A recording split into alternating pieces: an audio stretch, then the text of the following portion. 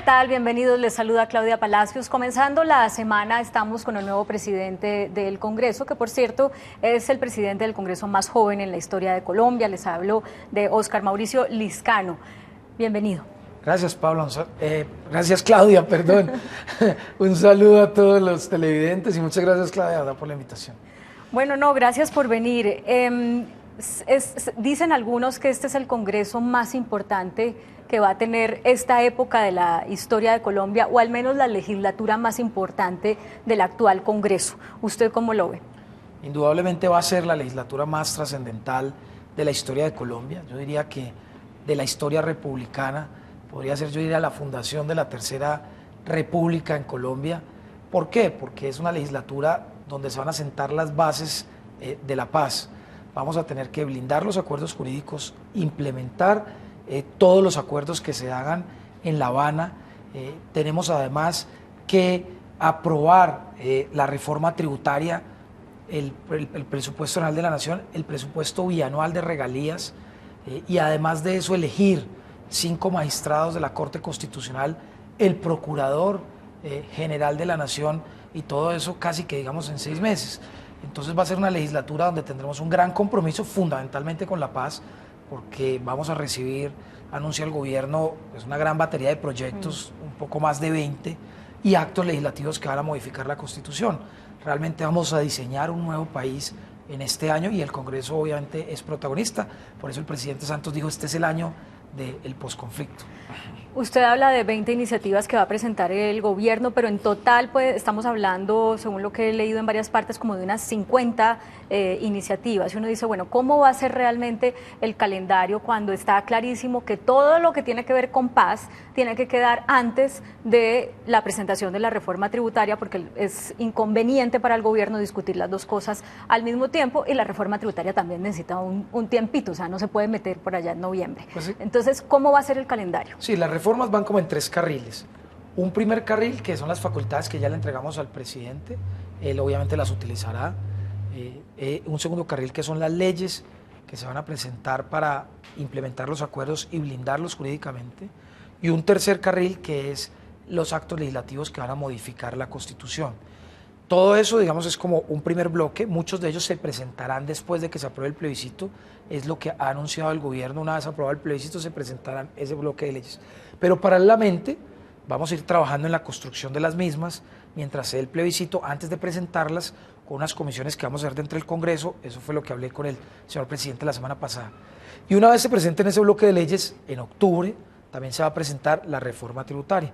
Es decir, casi que todo está diseñado para que sea después del plebiscito. Eso sobre la base de que la paz se firme en los primeros 15 días de agosto, que es un poco la estrategia que tiene el gobierno y sobre la cual estamos basando toda, digamos, el cronograma, porque se aprobaría primero se aprobaría los acuerdos de paz en La Habana, es decir, si llegamos a un acuerdo, inmediatamente el presidente al otro día cita al plebiscito, le envía una carta al Congreso, nosotros le devolvemos esa aprobación al presidente. Ustedes tienen 30 días, por cierto, no se los van a tomar, me imagino. No, vamos a tomar un día, esos son los anuncios de hoy, o sea, nos vamos a tomar un día de pronto medio. Llega la carta y si ese mismo día podemos contestar o lo podemos aprobar, lo haremos, o si máximo un día nos demoraremos para enviarlo. Entonces inmediatamente se convoca el referendo oficialmente, al plebiscito, perdón, se convoca el plebiscito oficialmente. Ya la campaña la están calculando entre 30 y 45 días. La idea es que a finales de septiembre, principios de octubre, pues se esté haciendo el plebiscito. Una vez este plebiscito se apruebe, como esperamos todos, pues se presentan los proyectos y la idea es que en diciembre ya tengamos toda la institucionalidad nueva para la paz.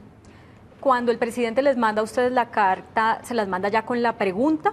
¿O ustedes, o cómo funciona eso? La pregunta exacta del plebiscito, ¿quién la va a redactar y cuándo la vamos a conocer? La pregunta exacta del plebiscito la redacta el gobierno y se la envía al Congreso, porque ya le enviaría cómo sería el plebiscito y nosotros pues le contestamos al señor presidente dándole la aprobación. Y ustedes podrían eventualmente decir que no, que me imagino que no va a pasar, pero podrían decir, ¿por qué no le cambiamos esta coma? No, nosotros no vamos, yo creo que esa pregunta no se puede cambiar, simplemente es un paso formal. El Congreso autoriza la convocatoria al plebiscito, pero tendría que ser la pregunta que el gobierno inicie. El Congreso ya no tendría la facultad para cambiarla, pero obviamente nosotros pues vamos a darle el sí al presidente para poder que convoquemos al plebiscito. Ese es el gran tema nacional. Usted ha hablado con el presidente varias veces y el siguiente momento de expectativa de Colombia es cómo va a ser la pregunta. ¿Qué nos puede decir de cómo va a ser esa pregunta? No, ahí sí no tengo ni idea, Claudia, ahí te diría mentiras porque... ¿Cómo quisiera que fuera? No, una pregunta clara que a los ciudadanos les permita, digamos, saber que lo que se va a votar es los acuerdos de La Habana, no es si está de acuerdo con la paz o no, porque seguramente todos estamos de acuerdo con la paz, claramente lo que tenemos que decir es si está de acuerdo con lo acordado en La Habana, y una pregunta que le dé garantías a los del no. Yo sí creo que este tiene que ser un procedimiento muy transparente, tanto para los del sí, que estamos a favor, como para los del no. Yo creo que no se puede jugar en el plebiscito, lo digo con todo respeto, con mañas, porque eso deslegitima el proceso y lo que queremos es todo lo contrario, que sea un proceso lo suficientemente legítimo, con garantías para todos, para que los ciudadanos se sientan tranquilos del resultado. De todo ese paquete de esas iniciativas, hay unas que se van a aprobar por la vía del fast track, hay otros que son las facultades especiales que se le dieron al presidente y hay otros que no sé si van a seguir el trámite normal. ¿Cuáles van a ser por cada uno de esos Entonces, todo lo que esté dentro del marco del acto legislativo para la paz va a ser por fast track, es decir, actos legislativos y leyes. Digamos, en leyes, pues simplemente se convoca, se trabaja en comisiones conjuntas, es decir, hay un paquete de leyes, lo que tenga que ver con leyes se trabaja en comisiones conjuntas y después va a las respectivas plenarias. Lo que tenga que ver con actos legislativos se discute aparte, es decir, en cada una de las comisiones y tendría 4 debates. ¿En qué consiste el fast track? En vez de 8, ¿no? Exactamente. Para reformar la Constitución, hoy son 8 debates, el fast track consiste que es en 4 debates. ¿Y en qué consiste el fast track? En leyes ordinarias que todas se van a discutir en comisiones conjuntas. Entonces se acortan los tiempos. Ese es el mensaje del fast track. Todo lo que tiene que ver con impuestos, presupuesto, leyes de regalías, no tienen fast track. Eso va sobre los tiempos ordinarios, porque quedó claro que eso quedaba por fuera, como lo mismo todo lo que tiene que ver con impuestos no va entre las facultades del presidente. O sea que la reforma tributaria... No va en fast track. Se empieza la discusión, se aprueba en esta legislatura, sí, pero tiene que surtir... Tiene vigencia a partir de enero, pero eso es igual de todas las reformas tributarias. Siempre las reformas tributarias tienen aplicación a partir del siguiente año fiscal. Claro, pero entonces se discute en una sola legislatura. Sí, siempre se discutió en una sola legislatura. Precisamente por lo mismo, porque entra a partir del próximo año. ¿Y las facultades especiales del presidente son para qué exactamente? Pues digamos para reformar, hoy las que les dimos es para reformar toda la institucionalidad que tiene que ver con la creación, digamos, de todo el tema agrícola. Ahí hay que mover unas instituciones, hay que crear nuevas instituciones, hay que adaptar de eso. Todo el tema, por ejemplo, de tierras, él tiene unas facultades para todo el tema de tierras, es decir, le dimos facultades para fundamentalmente el tema agrícola y aplicación de los acuerdos que se tengan que ver, por ejemplo, el tema del narcotráfico. Ahí hay unos desarrollos importantes que el presidente puede sacar unos decretos rápidos, todo el tema de tierras, todo el tema de crear el tema de la justicia transicional, nombrar los magistrados, eso se puede hacer, digamos, por facultades. No, por ejemplo, la amnistía. La amnistía que se le va a hacer, digamos, a los guerrilleros que no cometan delitos de lesa humanidad, esa tendrá que pasar por el Congreso de la República. Ahora, ¿qué va en cada carril exactamente, Claudia? Es una decisión que hoy apenas el gobierno también está construyendo. Lo va a construir con nosotros. Yo estoy dando unos ejemplos, digamos, ilustrativos. Exactamente qué va en cada carril, pues eso apenas se está construyendo, hay que decirlo. ¿Que el narcotráfico sea considerado un delito conexo, va a ser una decisión del Congreso o va a ser una decisión del presidente? Del Congreso, esa es una ley del Congreso. Ya. ¿Dónde se ponga la línea de qué es delito político y qué es narcotráfico? Eso es una ley del Congreso. Que los guerrilleros que han cometido crímenes de lesa humanidad puedan ser elegibles aun cuando no han terminado de pagar su condena del tipo que sea, con barrotes, sin barrotes, con colonias agrícolas, lo que sea, eso va a depender ¿de quién? Del Congreso. Porque acuérdate que hoy la Constitución prohíbe que quienes han cometido delitos puedan ser elegidos. Ese es un acto legislativo y eso solo puede hacer, los actos legislativos solo los puede modificar el Congreso. Ahora le pregunto por su opinión personal, que es la preocupación también de mucha gente. ¿Usted cree que ellos deben hacer política mientras están cumpliendo la condena del tipo que sea o no? Yo creo que sí deben hacer política, digamos que el concepto general es, claro, usted entrega las armas es porque va a entrar a la vida política. De eso se trata la paz, porque la verdad lo que les estamos ofreciendo a ellos solo son 2 cosas, la posibilidad de que hagan política y la otra es tener unas penas reducidas. Ese es, digamos, el ofrecimiento del gobierno para que entreguen ellos voluntariamente claro, todas las armas. Pero concomitante, o sea, Entonces, a la vez que todavía están trabajando en la colonia agrícola, ¿podrían hacer política? A mí me parece que quienes cometieron delitos de lesa humanidad, no. O sea, yo creo que los que que hayan cometido delitos de lesa humanidad, secuestro, narcotráfico, y ellos deberían primero cumplir todo el tema de justicia transicional y después sí participar en política. Yo no digo que queden inhabilitados de por vida, pero mientras cumplen sus penas, pues me parece que no deberían estar haciendo política durante ese transcurso. Los otros, los que no hayan cometido delitos de lesa humanidad, me parece que pueden ingresar inmediatamente a hacer política. Ahora, una vez todos hagan el tránsito de la justicia transicional, pues yo sí creo que todos deben estar habilitados para hacer política. Esa es mi opinión personal. Que es una opinión muy importante porque usted es víctima de las FARC. Su padre estuvo 9 años secuestrado, además un secuestro muy duro porque él estaba completamente solo y las posibilidades de enloquecer seguramente eran mayores que quienes estaban con otros, de las que estaban con otros secuestrados. ¿Usted en lo personal votaría por una persona que haya sido de las FARC? No, yo no. Yo estoy de acuerdo con que hagan política, pero yo no votaría por alguien de las FARC. Digamos, eso lo tengo clarísimo. Es decir, yo no comparto la ideología de las FARC. Yo respeto que si ellos hagan política tengan su ideología, que seguramente será marxista, de izquierda, pero yo no hago parte de esa ideología. Yo no soy una persona más de centro. Yo nunca votaría por una persona de las FARC. Eso lo tengo clarísimo. Ahora, lo que sí garantizaría es que puedan dar sus ideas, que tengan seguridad, que puedan dar el debate político. Asistiría a debates con ellos, pero yo personalmente no votaría por alguien de las FARC. Sí, es claro que la ideología es distinta, pero fíjese lo que ha pasado con guerrilleros de anteriores guerrillas que hoy están en la vida política. Unos terminan siendo uribistas, otros el Partido Verde.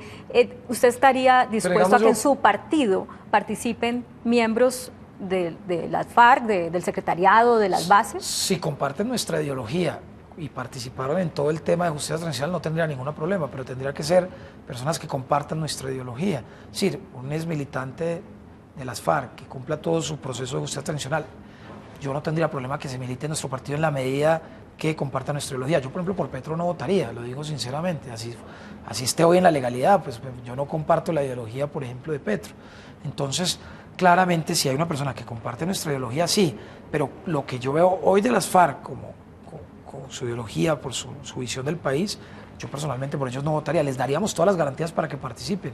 Eso es de hecho mi compromiso en el Congreso, darles garantías para que participen, y si inclusive en La Habana les dan curules, pues porque hay un acuerdo con el gobierno, el Congreso, yo he dicho públicamente, bienvenidos los guerrilleros que bajo el acuerdo de paz y que entreguen las armas participen en el Congreso. Claro, es nuestro deber facilitar las cosas de la paz.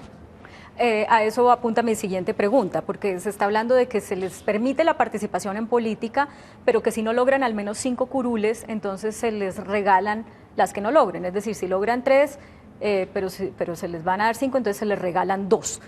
Háblenos de eso, ¿qué es lo que se prevé? Digamos, a mí y además como presidente del Senado, la verdad, opinar y especular sobre estos temas es delicado. Eso se está negociando en este momento, entonces, digamos, yo no podría decirle al país cómo va a ser la fórmula.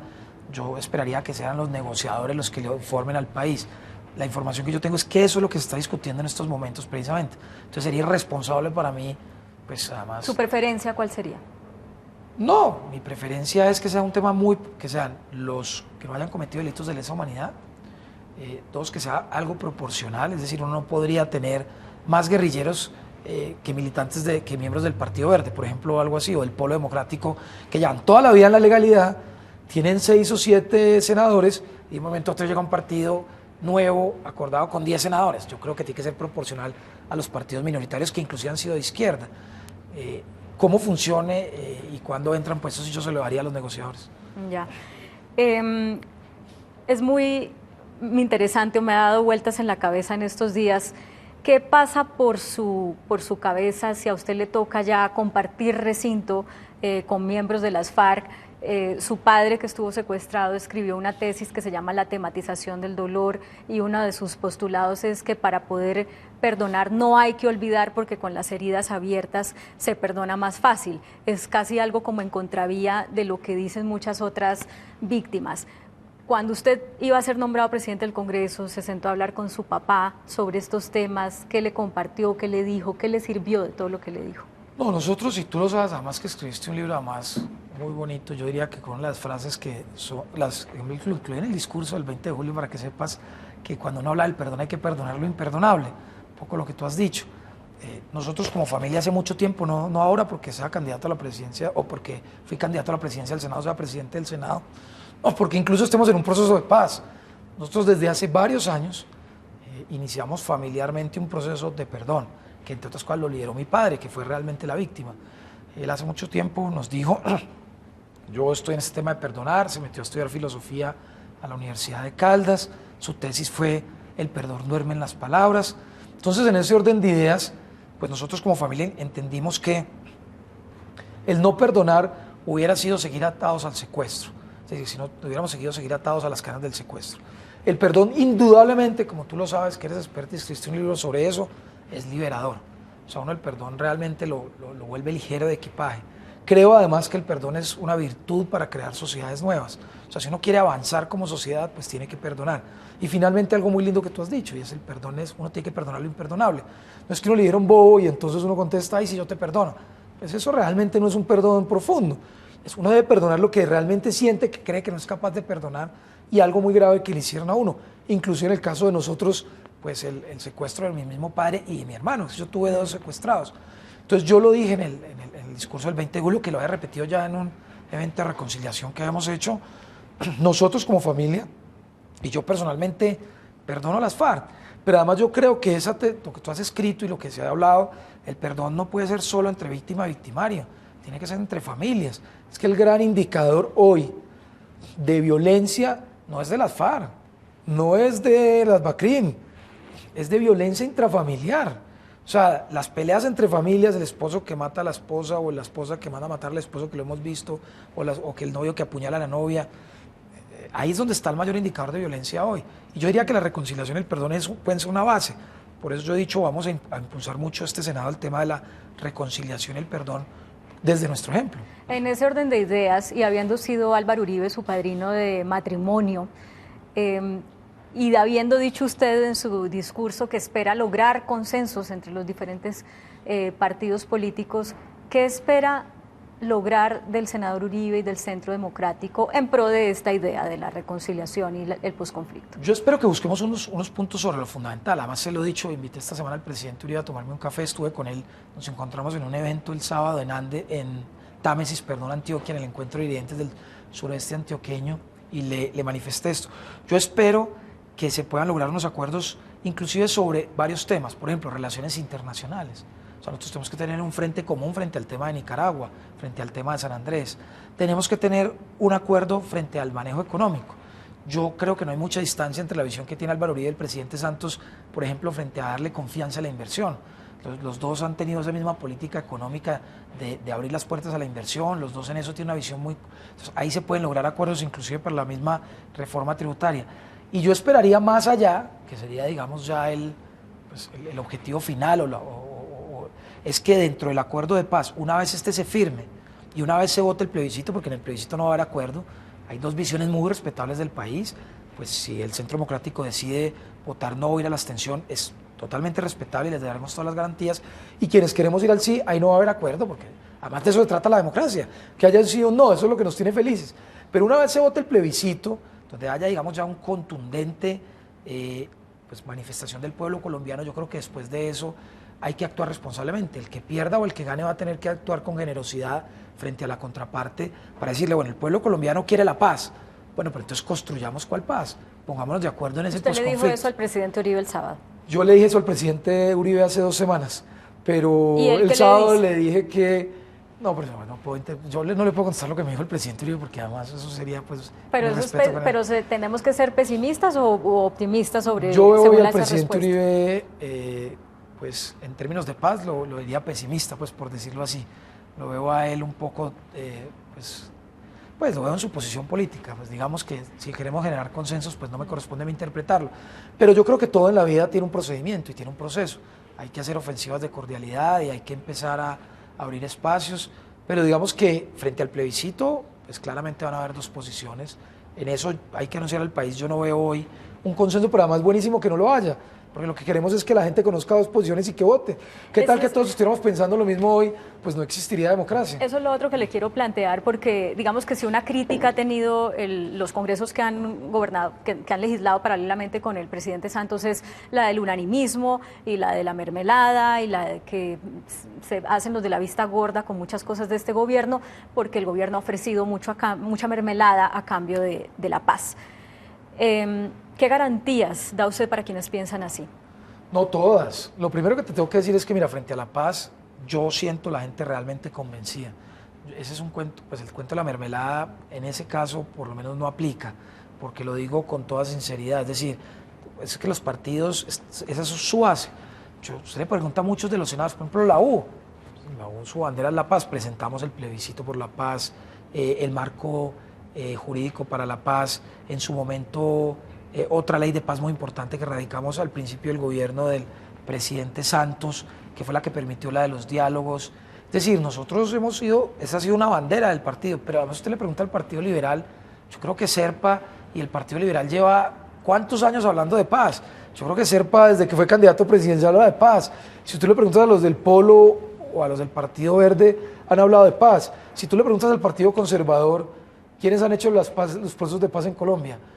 Belisario Betancur, que fue conservador, y Andrés Pastrana, que fue conservador. Es decir, es que todos los partidos están a favor de la paz. Es más, si usted mira la historia de Colombia, la paz, los procesos de paz siempre existió consenso. Cuando Belisario hizo la paz, el Partido Liberal le hacía una oposición fuertísima en todo, pero en la paz no, en la paz había consenso. Si usted revisa la historia de Colombia, la paz siempre fue un elemento de consenso en el país. Hoy no, y lo entendemos y lo respetamos. Entonces no podemos decir que los partidos están apoyando la paz por mermelada. Es porque realmente tienen esa convicción. Pero en el tema de las garantías a la oposición las van a tener todas. El Centro Democrático votó por mí a la presidencia del Senado, el Polo también, que es de oposición, el Partido Verde, que es de oposición. Nosotros les hemos dicho a ellos que tienen todas las garantías. Creo que inclusive el primer debate de mañana es citado por el Centro Democrático y el próximo en 15 días Partido Verde. Es decir, ellos van a poder opinar, van a poder hacerlo, pues, esa es la naturaleza del Congreso. ¿Por qué si hay esa unidad de criterio respecto a la paz y al proceso entre la mayoría de los partidos? Entonces nos dijeron un día después de posesionar el Congreso, pero cada uno va a hacer campaña por su lado. Los liberales por un lado, los de la U por el otro, cada uno por su lado. ¿Por qué así? Porque esa es la naturaleza de las realidades en la política. Desafortunadamente estamos de acuerdo con la paz, pero todos tenemos estructuras políticas regionales diferentes. Es decir, una es la estructura que tiene el Partido Liberal y otra la que tiene el Partido de la U, por poner un ejemplo, y otra que tiene el Partido Conservador y otra que tiene el Polo, que regionalmente todos son competencias. O sea, regionalmente cada uno al final del día en las elecciones termina compitiendo el uno con el otro. Sí, pero la Corte dijo que no Entonces, pueden hacer campaña por un partido. No, es que no vamos a hacer campaña por partido, pero sí tú entenderás que hay tensiones regionales y tensiones políticas entre los partidos. Entonces, claramente, y cada cual sabe cómo hace su campaña. Pero te voy a dar una buena noticia, pues te voy a además anunciar una cosa importante, que lo vas a ver esta noche, es que hoy, a mediodía, yo me reuní con los directores de los partidos para unificar el trabajo por el plebiscito por la paz. O sea, hoy a mediodía nos reunimos con todos los directores para trabajar una campaña que, aunque mantenga los matices de cada partido, se haya una coordinación por la paz. Esa es una noticia hoy para el país, que la hicimos hoy a mediodía, y vamos a tener como una especie de comité central coordinador para la campaña. Muy bien. Quedan 2 minuticos nada más y un montón de cosas entre el tintero, pero quiero cerrar con esa devoción suya por la Virgen de Guadalupe, que además sé que las colecciona, ligando esto con algo que puede ser jugar tanto a favor suyo como en contra, que es su falta de experiencia por su juventud, no realmente por la trayectoria, porque ya son tres congresos en los que usted ha estado. ¿Cuál es su pedido para la Virgen de Guadalupe respecto a quienes piensan que a usted de pronto los políticos le pueden dar 3 vueltas, por ejemplo en el caso del juicio al magistrado Pretel, o del proceso, no juicio, pero... No, a la Virgen de Guadalupe, a la que además le demos la liberación de mi padre. Además tengo una hija que se llama Guadalupe precisamente en honor a la Virgen, porque le tengo una profunda devoción, es muy milagrosa, no, que me proteja, que me acompañe, que me libre de todo mal y peligro, y que además me ilumine para que todas las decisiones que yo tome sean en bien del país y en bien de los colombianos. Con el magistrado Pretel, 30 segundos tengo. ¿Cuál es su propósito? Nuestro propósito es resolver el tema lo más rápido posible. O sea, ¿va a quedar tiempo con tantas otras cosas que hay que hacer? ¿Para total, cuándo el país mira, podrá conocer una? A mí, pues, lo que analizamos como mesa directiva es que en un mes se puede resolver el tema, hay los tiempos. Ya le enviamos una carta al presidente de la comisión, el doctor Juan Manuel Corzo. He hablado con José Obdulio Gaviria. Mi interés es que esta semana misma se reúna la comisión, presenten el informe, la comisión, pues, digamos, de instrucción, y que en unos 8 o 15 días la presenten a la plenaria. Ese es todo mi esfuerzo, lo estoy enfocando allá, y yo le voy a ir contando al país paso a paso. Somos capaces de lograrlo, hay que ser conscientes. El proceso no depende del presidente del Senado hoy. Hay una comisión de instrucción presidida por Juan Manuel Corzo, pues que él tiene que presentarlo a la plenaria. O sea, si a él, por sus condiciones, nunca lo quiere presentar, pues a mí me parece que viola muchos de los procedimientos que están hoy reglados. Pero cuando convoca y cómo convoca, el único que tiene la responsabilidad es él. Entonces yo le he pedido a él, y lo veo en buena voluntad, a él y a José Obdulio, de hacerlo rápido. Yo hablé con ellos el 20 de julio, los veo, digamos, comprometidos con el proceso. ¿Cómo salga? Pues no sé. Si es culpable o no, eso no depende de mí. Pero yo sí los veo con el interés también de acelerar el proceso. Yo espero que así sea, y yo le voy a ir informando al país paso a paso cómo van las cosas. La meta de esta semana es que se reúna la subcomisión de instrucción en cabeza de Juan Manuel Corzo. ¿El procurador debe seguir siendo conservador? No, el procurador debe ser alguien que le cumpla a los colombianos. Pero usted sabe cómo es esto con la repartición de los partidos. ¿Debe seguir siendo conservador? No, esa es una decisión que hoy, pues, es que depende del presidente de la República, una parte de la terna. Yo no te podría decir no te podría responder esa pregunta. Pues, presidente del Congreso, muchos éxitos, menos de 40 años y ya en ese cargo de tanta responsabilidad, y yo creo que hay que volver con más frecuencia para seguir actualizando a los bogotanos de lo que pasa en el Congreso. Muchas gracias, Claudia, por la invitación, y lo vamos a hacer bien. Vas a ver que esta juventud le va a imprimir al Congreso una dinámica para acercarla más a la ciudadanía, para hacer el Congreso mucho más transparente y para que los colombianos se sientan orgullosos de su Congreso. Muchas gracias a ustedes por acompañarnos, sigan con nosotros.